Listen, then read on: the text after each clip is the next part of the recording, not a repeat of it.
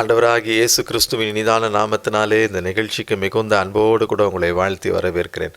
இன்றைய நம்முடைய தியானத்திற்கென்று தெரிந்தெடுக்கப்பட்ட வேத வசனம் உபாகமங்களின் புஸ்தகம் 1ஆம் அதிகாரம் 31ஆம் வசனம். ஒரு மனிதன் தன் பிள்ளையை சுமந்து கொண்டு போவது போல நீங்கள் இவ்விடத்திற்கு வருகிற வரைக்கும் நடந்து வந்த வழிகள் எல்லாவற்றிலும் உங்கள் தேவனாகிய கர்த்தர் உங்களை சுமந்து கொண்டு வந்ததை கண்டீர்களே. நம் தேவனாகிய கர்த்தர் அவர் எப்படிப்பட்டவராய் இருக்கிறார்? நம்மை சுமந்து கொண்டு வருகிற தேவன், நம்மை சுமந்து கொள்ளுகிற தேவனாய் இருக்கிறார். ஒரு தகப்பன் தன்னுடைய பிள்ளை தன் தோள்களில் போட்டுக்கொண்டு சுமப்பது போல தேவனாகிய கர்த்தர் அவருடைய பிள்ளைகளாகிய நம்மை சுமக்கிற தேவனாயிருக்கிறார், சுமந்து கொண்டு வருகிற தேவனாயிருக்கிறார். இந்த பகுதியிலே நாம் பார்க்கும் பொழுது அடிமைத்தனத்திலிருந்து தன்னுடைய ஜனங்களை மீட்டு வந்த தேவனாகிய கர்த்தர், அப்பொழுது சர்வ வல்லமையுள்ள தேவனாகிய கர்த்தர் தம்முடைய ஜனங்களை பார்த்து சொல்லுகிறார், நீங்கள் அடிமைத்தனத்தில் இருந்தீர்கள், அடிமைத்தனத்தில் இருந்தீர்கள், பாடுபட்டீர்கள், கண்ணீர் விட்டு கதறி அழுதீர்கள், உங்களுடைய கூக்குரல் என் செவிகளில் வந்து எட்டினது. ஆகவே அந்த அடிமைத்தனத்திலிருந்து உங்களை மீட்டெடுத்து உங்களுக்கென்று ஒரு அருமையான ஒரு இடத்தை நான் ஆயத்தப்படுத்தி அங்கு வந்து சேர்ப்பதற்காக இந்த 40 வருஷங்கள் உங்களை அழகாய் நடத்தி வந்தேன் என்று சொல்லுகிறார். இன்றைக்கும் அவருடைய இரத்தத்தினால் கழுவப்பட்டு சுத்திகரிக்கப்பட்டு மீட்டெடுக்கப்பட்ட அவருடைய பிள்ளைகளாகி நம்முடைய வாழ்க்கையிலும் வனாந்திரம் போன்ற பாதைகளிலே நாம் நடந்து வரக்கூடிய சூழ்நிலைகள் ஒருவேளை நமக்கு முன்பாக இருக்கும் என்று சொன்னால், அநேக தீமைகள், அநேக இக்கட்டுகள், அநேக போராட்டங்கள், அநேக பிரச்சனைகள், அநேக பாடுகள், உபத்திரவங்கள், சஞ்சலங்கள், கண்ணீர்கள், நெருக்கங்கள், வனாந்திரமான பாதையிலே இப்படிப்பட்ட காரியங்கள் நம்மை சூழ்ந்திருக்கும் பொழுது என்ன செய்வதென்று தடுமாறி நிற்கிற அவருடைய இரத்தத்தினால் மீட்டெடுக்கப்பட்ட அவருடைய பிள்ளைகளாகிய நமக்கு நம்மையும் அறியாமல் நடக்கிற ஒரு காரியம், தேவனாகிய கர்த்தர் நம்மை தூக்கி சுமக்கிற தேவனாய் இருக்கிறார், நம்மை நடத்துகிற தேவனாய் இருக்கிறார். அந்த வனாந்திரமான பாதையிலே என் பிள்ளை தனியே வருகிறது, இத்தனை பிரச்சனைகளை சந்திக்கிறது, இத்தனை போராட்டங்களை சந்திக்கிறது, இதை தனியே விடக்கூடாது என்று சொல்லி அவர் தன் தோள்களில் தூக்கி போட்டுக் கொள்ளுகிறார், நம்மை சுமக்கிறார், நம்முடைய பாடுகளையும் அவரும் சுமக்கிறார். சில நேரங்களில் நாம் நினைக்கிறோம், என்னுடைய பாடுகள், என்னுடைய வேதனைகள், என்னுடைய அங்கலாய்ப்புகளை நான் தனியே சுமக்கிறேன் என்று சொல்லி, என்னுடைய பிரச்சனைகள், போராட்டங்களை நான் தனியே சுமந்து கொண்டு இருக்கிறேன், எனக்கு வரக்கூடிய நிந்தனைகள், அவமானங்களை நான் தனியே சகிக்கிறேன் என்று சொல்லி. இல்லை, நம் தேவன் நம்மோடு கூட இருந்து ஒரு தகப்பனை போல தம்மை தோள்களில் நம்மை சுமக்கிற தேவனாயிருக்கிறார், சுமக்கிற தேவனாயிருக்கிறார். அவர் தன்னுடைய ஜனங்களை அன்றைக்கு 40 வருடம் சுமந்து அவர்களை பத்திரமாய் கொண்டு வந்து சேர்த்தார். அதே போல நம்மையும் சுமக்கிற ஒரு தேவனாயிருக்கிறார்.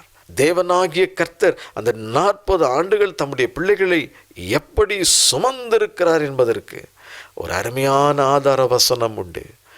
உபாகமங்களின் புஸ்தகம் 29ஆம் அதிகாரம் அதனுடைய 5ஆம் வசனம்.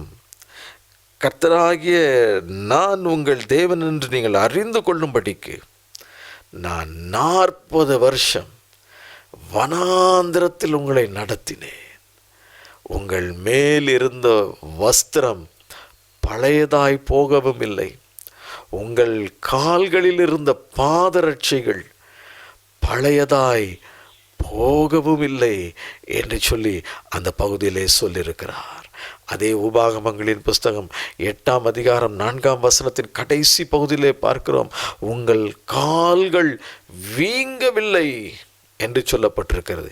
இத்தனை ஆண்டுகள் நீங்கள் நடந்திருக்கிறீர்கள் என்று சொன்னால் ஒருவேளை உங்கள் வஸ்திரங்கள் பழையதாய் போயிருக்க வேண்டும். உங்கள் பாதரட்சைகள், கால்களிலே போடுகிற அந்த பாதரட்சைகள் பழையதாய் இருக்க வேண்டும். ஆனால் வேதத்திலே நாம் பார்க்கிறோம், அவர்கள் வஸ்திரமும் பழையதாய் போகவில்லை, அவர்களுடைய பாதரட்சைகளும் பழையதாய் போகவில்லை. 40 வருடம் தொடர்ந்து நடந்து வந்த தேவனுடைய பிள்ளைகளுடைய கால்களில் ஒரு வீக்கமும் இல்லை, கால்கள் வீங்கவும் இல்லை என்று சொல்லப்பட்டிருக்கிறது. அப்படியானால் இதனுடைய உள்ளான அர்த்தம் என்ன? அவர்களையும் அறியாமல் அவர்களுக்கும் தெரியாமல் தேவனாகிய கர்த்தர் அவர்களை தன்னுடைய கரத்திலே ஏந்தி சுமந்து கொண்டு வந்திருக்கிறார். ஹல்லேலூயா, ஹல்லேலூயா. இதே காரியத்தை தான் இன்றைக்கு தேவனாகிய கர்த்தர் நம் ஒவ்வொருவருக்கும் செய்ய விரும்புகிறார். உங்கள் ஒவ்வொருவருடைய வாழ்க்கையிலும் செய்ய விரும்புகிறார். எந்த காரியத்தை நிமித்தம் கலங்கி போயிருக்கிறீர்கள்? வனாந்திரமாக இருக்கிறதே, எல்லா பக்கமும் வறண்டு கிடக்கிறதே, வனாந்திரத்தின் போல சூழ்நிலைகள் நமக்கு எதிராய் நிற்கிறதே, என்ன செய்வதென்று தெரியவில்லை, திக்கு தெரியாமல் அடுத்து என்ன செய்வதென்று தெரியவில்லை என்று சொல்லி கண் கலங்கி நிற்கலாம். அன்றைக்கு தன்னுடைய ஜனங்களை அந்த வனாந்திரத்திலே ஒரு மனிதன் தன் பிள்ளையை சுமப்பது போல சுமந்து வந்த ஆண்டவர் 40 வருடங்கள் அவர்களை எவ்வளவு அழகாய் சுமந்து வந்திருக்கிறாரோ, அதே போல இன்றைக்கும் உங்களையும் என்னையும் சுமப்பதற்கு சர்வ வல்லமையுள்ள தேவன் ஆவலோடு இருக்கிறார். அதை செய்து கொண்டு இருக்கிறார். நம்மையும் அறியாமல் அவர் நம்மை ஏந்தி சுமக்கிற தேவனாய் இருக்கிறார். உபாகமங்களின் புஸ்தகம் 32ஆம் அதிகாரம் அதனுடைய 10 முதல் 12 ஆகிய வசனங்களிலே நாம் சில காரியங்களை பார்க்கிறோம். அதிலே குறிப்பாய் 11ஆம் வசனத்திலே நாம் பார்க்கிறோம், கழுகு தன் குஞ்சுகளின் மேல் அசைவாடி தன் சட்டைகளை விரித்து அவைகளை எடுத்து அவைகளை தன் செட்டையின் மேல் சுமந்து கொண்டு போகிறது போல தேவன் நம்மை சுமந்திருக்கிறார். அப்படி என்று சொன்னால் எத்தனை விதமான நமக்கு விரோதமான கிரியைகள், நம்மை அச்சுறுத்துகிற பயமுறுத்துகிற காரியங்கள், எத்தனையோ ஆபத்துகள், எத்தனையோ விக்கினங்கள், இவைகளுக்கு நம்மை விலக்கி காக்கிற கர்த்தர் ஒரு கழுகை போல, ஒரு கழுகு தன் குஞ்சுகளை எப்படி சுமந்து கொண்டு போகிறதோ அதே போல தேவன் நம்மை சுமந்து கொண்டு போகிறார் என்று சொல்லி உபாகமம் 32ஆம் அதிகாரம் 10 முதல் 12 வரை உள்ள வசனங்களிலே பார்க்கிறோம். ஆபத்து காலத்தில் என்னை நோக்கி கூப்பிடு, அப்பொழுது நான் உனக்கு செவி கொடுத்து நீ அறியாததும் உனக்கு எட்டாததுமான பெரிய காரியங்களை உனக்கு அறிவிப்பேன் என்று சொன்னாரே, அதே போல ஆபத்து நாட்களிலே தேவனை நோக்கி நாம் கூப்பிடும் பொழுது ஒரு கழுகு தன் குஞ்சுகளை சட்டையின் மேல் வைத்து அப்படியே தூக்கி செல்வது போல, அந்த ஆபத்தும் இல்லாத இடத்திற்கு அதை கொண்டு செல்வது போல தேவன் நம்மை சுமக்கிற தேவனாய் இருக்கிறார். மட்டுமல்ல, ஏசாயா தீர்க்கதரிசிகளின் புஸ்தகம் 46ஆம் அதிகாரம் 3-4 ஆகிய பகுதியிலே நாம் பார்க்கிறோம், தாயின் வயிற்றில் தோன்றினது முதல் உங்களை ஏந்தி தாயின் கற்பத்தில் உற்பத்தியானது முதல் உங்களை தாங்கினேன், உங்கள் முதிர் வயது வரைக்கும் நான் அப்படியே செய்வேன். வேதத்தில் நாம் பார்க்கிறோம், ஏசாயா தீர்க்கதரிசிகளின் புஸ்தகம் 63ஆம் அதிகாரம் 9ஆம் வசனத்திலே அவர்களுடைய எல்லா நெருக்கங்களிலும் அவரும் நெருக்கப்பட்டார். வேதத்திலே நாம் பார்க்கிறோம், யோசேப்பு அநியாயமாய் குற்றம் சாட்டப்பட்டு சிறைச்சாலையில் அனுமதிக்கப்பட்ட பொழுது கர்த்தர் யோசேப்போடு கூட இருந்தார். ஆம், யோனா பெரிய மீனின் வயிற்றிற்குள் அவன் நெருக்கத்தில் இருந்த பொழுது, அங்கிருந்து கூப்பிட்ட பொழுது யோனாவின் சத்தத்தை ஆண்டவர் கேட்டார். இன்றைக்கும் அவர்களுடைய எல்லா நெருக்கத்திலும் அவர் நெருக்கப்பட்டார். இன்றைக்கு நம்முடைய நெருக்கங்கள் எதுவாக இருந்தாலும் அவைகளுக்கு மத்தியிலே அவரும் நெருக்கப்படுகிற தேவனாய் இருக்கிறார். ஆகவே எல்லா நெருக்கங்களிலிருந்தும் நம்மை விடுவித்து நம்மை கரங்களிலே ஏந்தி சுமந்து நம்மை தப்புவிக்க வல்லமையுள்ள தேவனாய் அவர் இருக்கிறார். ஹல்லேலூயா. ஓசியா தீர்க்கதரிசிகளின் புஸ்தகம் 11ஆம் அதிகாரம் 3ஆம் வசனத்திலே நாம் பார்க்கிறோம், நான் எப்பிராயிமை கைப்பிடித்து நடக்க பழக்கினேன். நான் எப்பிராயிமை கைப்பிடித்து நடக்க பழக்கினேன். நம்மை நடக்க பழக்குவிக்கிற தேவனாய் இருக்கிறார். நம்மை வெறுமனே சுமக்கிற தேவன் அல்ல, நம்மை தப்புவிக்கிற தேவன் அல்ல, நம்முடைய நெருக்கத்தில் நம்மோடு கூட இருக்கிற தேவன் மட்டுமல்ல, அவர் என்ன செய்கிறாராம், நம் கைப்பிடித்து நம்மை நடக்க பழக்குகிற தேவனாய் இருக்கிறார்.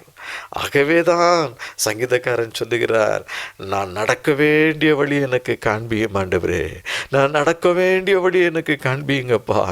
நம் கைகளை பிடித்து நம் கரங்களை பிடித்து நாம் நடக்க வேண்டிய வழியில் நம்மை நடத்துகிற தேவன் மட்டுமல்ல, நம்மை நடக்க குவிக்கிற தேவனாக இருக்கிறார்.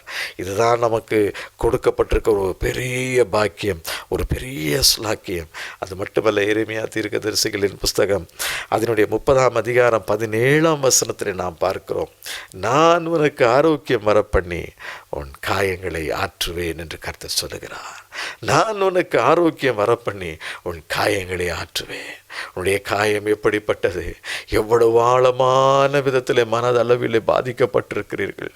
தேவனுடைய பிள்ளைகளுடைய வாழ்க்கையிலே அநியாயமாய் அவருடைய வாழ்க்கையில் அவர் இருதயத்தை காயப்படுத்துகிற காரியங்கள், இவைகளிலே ஆண்டவர் சொல்லுகிறார், உன் காயங்களை நான் ஆற்றுவேன், உன் காயங்களை நான் ஆற்றுவேன். அது எவ்வளவு பயங்கரமாக இருந்தாலும் சரி, அந்த காயங்களை நான் ஆற்றுகிற தேவனாய் இருக்கிறார். அவர் நமக்கு தேர்தல் கொடுக்கிற தேவனாய், நம்மை தேற்றுகிற தேவனாய் இருக்கிறார், நம்மை நடக்க பழக்குவிக்கிற தேவனாய் இருக்கிறார். நம்முடைய நெருக்கங்களில் அவரும் நம்மோடு கூட இருக்கிறார். தாயின் வயிற்றில் உற்பவித்த நாட்கள் முதல் நம்மை ஏந்தி சுமந்து தப்புவிக்கிற தேவனாய் இருக்கிறார். நரை வயது மட்டும் நம்மை சுமக்கிற தேவனாய், அதற்கு பிறகாகவும் சுமக்கிற தேவனாய் இருக்கிறார். அன்றைக்கு 40 வருடம் வனாந்தரத்திலே அவருடைய பிள்ளைகளை சுமந்த கர்த்தர் இன்றைக்கும் நம்மையும் சுமக்கிற தேவனாய் இருக்கிறார். ஒரு மனிதன் தன் பிள்ளையை சுமந்து கொண்டு போவது போல நீங்கள் இவ்விடத்தில் வருகிற வரைக்கும் நடந்து வந்த வழிகள் எல்லாவற்றிலும் உங்கள் தேவனாகிய கர்த்தர் உங்களை சுமந்து கொண்டு வந்ததை கண்டீர்களே. கண்களை மூடி ஆண்டவரை நோக்கி பார்ப்போமா? தகப்பனே, நீர் எங்களை சுமக்கிற தேவன் அல்லவா? நீர் எங்களை தனியே விடுகிற தேவன் அல்லப்பா. எங்களை சுமக்கிற தேவன், எங்கள் காயங்களை கட்டுகிற தேவன், எங்களை நடக்க பழக்குவிக்கிற தேவன், எங்கள் நெருக்கங்களில் எங்களோடு கூட இருக்கிற தேவன், எங்களுடைய எல்லா ஆபத்துகளிலும் எங்களை கத்தாவை விடுவிக்கிற தேவன், அவைகளுக்கு மத்தியில் எங்களை சுமக்கிற தேவனாக இருக்கிறீர், எங்களை தப்புவிக்கிற தேவனாக இருக்கிறீர். நமக்கு நன்றி செலுத்துகிறோம் ராஜா. ஆண்டவரே, உம்முடைய சமூகத்திலே ஆண்டவரே தங்களுடைய பாரங்கள் கவலைகளை வைத்து ஜெபிக்கிற நம்முடைய பிள்ளைகள் ஒவ்வொருவரையும் கர்த்தர் கிருபையாய் கண்ணோக்கி பாருங்கப்பா. இந்த வனாந்திரம் போன்ற இந்த வாழ்க்கையிலே இத்தனை வேதனைகளையும் பாடுகளையும் நான் தனியே சுமந்து வருகிறேனே, என் தேவனே கிருபையாயிரும் என்று சொல்லி கேட்கிற நம்முடைய பிள்ளைகளுக்கு மனம் இறங்குவீராக. எல்லா பிரச்சனைகளும் நம்மளை விடுவீங்கப்பா.